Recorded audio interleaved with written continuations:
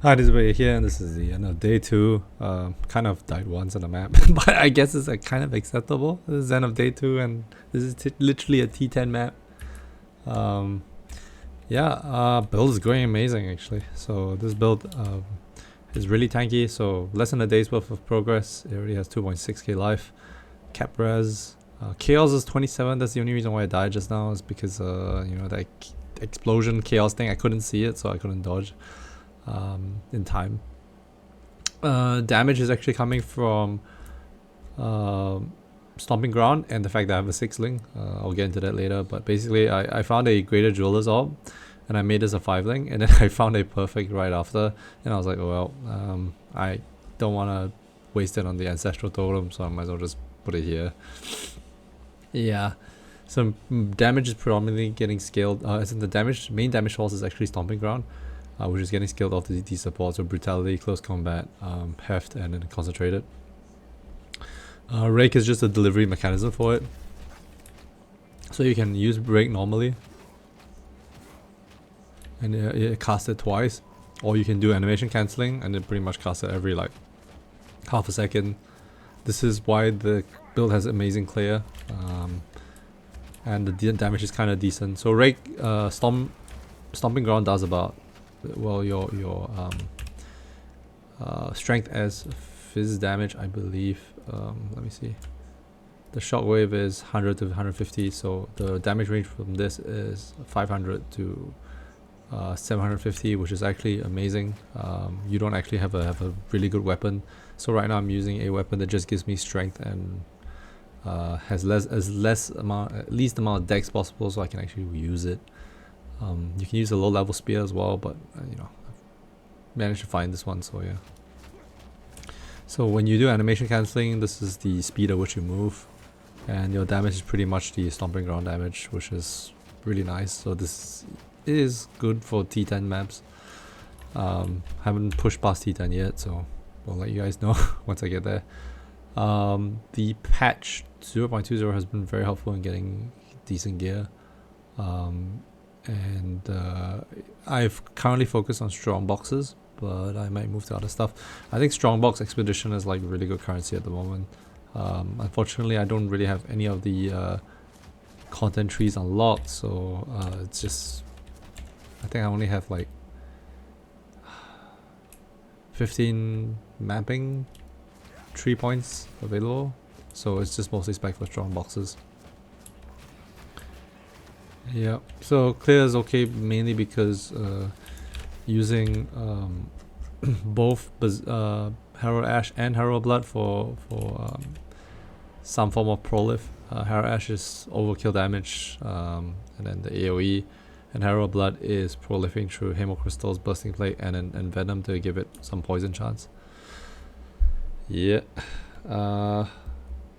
that's pretty much it. Build is straightforward as you can see. You're just using the animation cancel mechanic to get really good mobility. So right now I actually don't have movement speed on the boots. Usually I run these boots for more strength, but I ran this because that was a chill ground map and I don't want to just have to deal with chill ground non-stop. You will notice here, this is the speed at which I'm going. Even if I have more movement speed, it's the same, because what's giving you your mobility is the action or the animation cancel itself. And this is predominantly the main reason why I've gone to SFF. I recognize that this build is kinda free. It's like Poison Concoction Pathfinder, to be honest, or Shattering Concoction Pathfinder, because you're getting damage from scaling sources that are very easy to attain in SSF, so getting as much strength as possible is pretty easy to attain. Smith or Kitava gives you 20% strength, pretty much. Yeah. So even with 2 Ascendancies, you can get like 1, 2, 3, 4 points here. There's really no point going up here at the moment. You just get as much as this is possible. So even if it's day 2, I have like capped rest for that reason. 75 cold, 75 fire, 20% strength, and then fizz taken as fire. So for more fizz tankiness, fizz max it. Pathing is pretty straightforward. You just want to get as much percentage increased damage nodes as possible, as well as some AoE to deal with the concentrated effect. To deal with the downside of concentrated effect. If you don't have concentrated effect, you can probably just not go as many EOE nodes. But yeah, so pathing here is just for percentage increases. You just want as much percentage increases as possible. So down here is quite a bit. Then for your totem setup, unfortunately my totems aren't high enough level. I only have this +2 mini skill two-hander. I would want optimally a +4 one-handers ×2, so that's +8 total.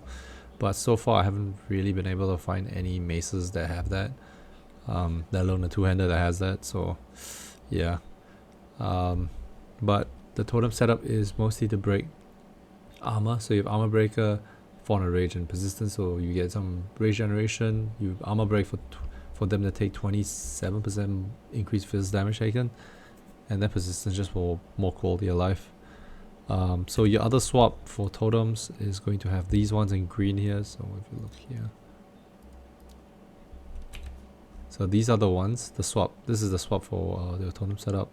You get all the totem nodes here, here, here, and then here as well for just basically faster totem deploy rate or whatever.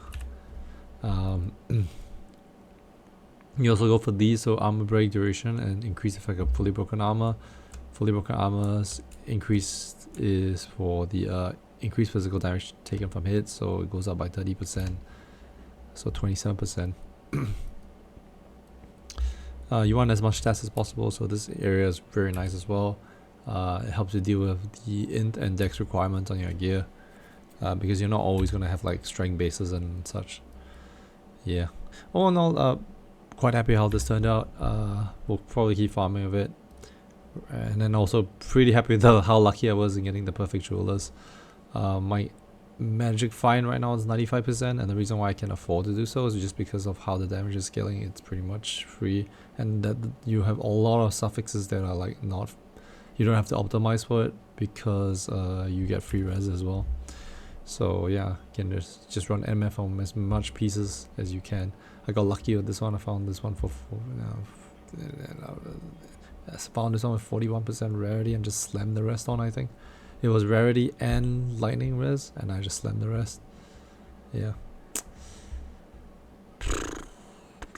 Yeah, this too I slammed on the rarity. So picked up stuff, crafted them, so got pretty high rarity rolls on some of my gear.